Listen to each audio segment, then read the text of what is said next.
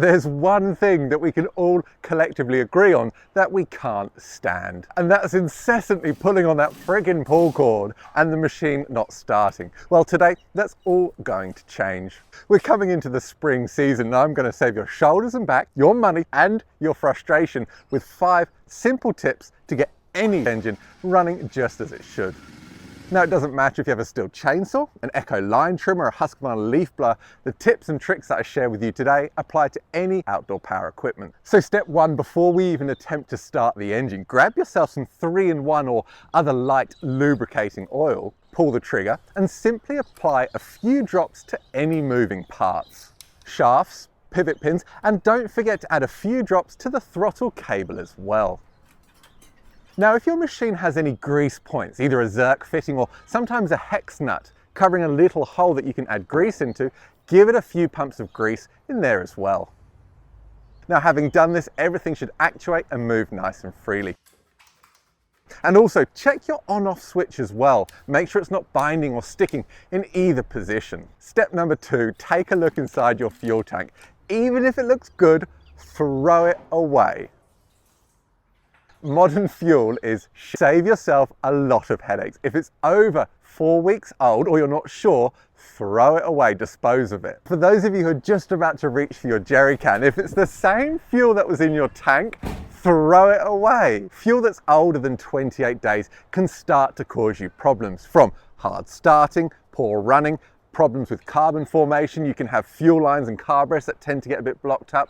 If it's old, it's no good. Step number 3 is your air filter. Take it out. If it's foam, you can wash it in some warm soapy water and allow it to dry outside in the air. If it's a paper element, try and blow it off. If you can get it mostly clean, you'll be absolutely fine. But if in doubt, just replace it. It's cheap and easy enough to do. Now, a top tip for anyone that's got this far, using the machine is tiring enough as it is. Do not add to it by pulling and pulling and pulling on that pull cord, trying to get the engine to start. The diaphragms and check valves inside the carburettor will be dry, having sat for months over the winter. That means the diaphragms aren't as effective at pumping fuel, and also the check valves won't be as effective at sealing. Instead, give the engine just a drop of fuel, either straight into the carburettor throat if you can easily remove the air filter. If you can't, just wet the air filter and that's all you need to do. These Pressol bottles I've had for years and they are fantastic. In fact, every single person that owns a small engine should also own a couple of Pressol bottles. Now, if you haven't got one, I've put links in the description below for you.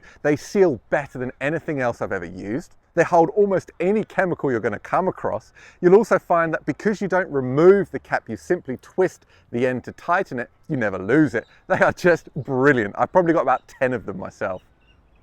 Now, let's just be honest, you cannot put a price on this. This engine hasn't been started in weeks.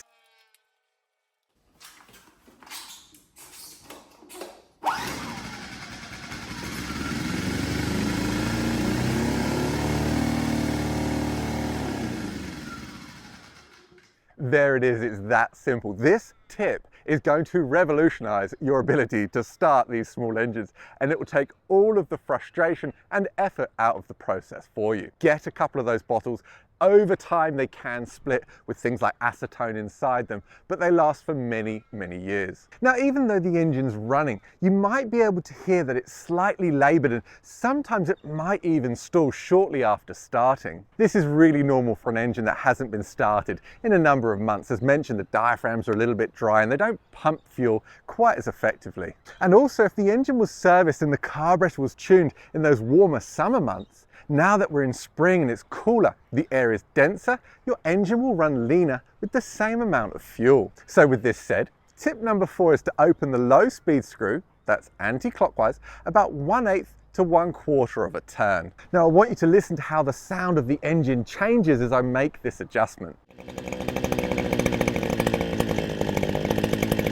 That drop in engine RPM is exactly what you're looking for. It means that we're just slightly rich of peak, and it's where the engine runs best. Now, tip number 5, if you're using the machine under load and it feels a bit sluggish, maybe it's bogging a bit, maybe it just feels like it's not reaching maximum power, open the high-speed screw of the carburettor, once again just like the low, about 1/8 to 1/4 of a turn, and that's going to give more fuel to the high-speed circuit, more fuel to the engine, and it should run much better. Now, that tip I shared with you earlier about wetting the air filter before starting it after dormant periods, even if it's just sat for a week, it's a great trick to do, and it will save your shoulders. It's going to revolutionize your ability to start these machines. Now, I have a favor to ask from you guys as well. If you've enjoyed this video or any in the past, please give the video a thumbs up, hit that subscribe button, and leave me a comment in the comment section below. It's free, as I explain all the time. It really helps the channel out. And as mentioned, there are links to the bottles in the description, as well as all the other tools that I use in this and other videos that I've produced in the past. Now, with this said, if your engine is running correctly, it should start and run very easily. Now, if it's not, I've got a video that's going to help you out up here for you next.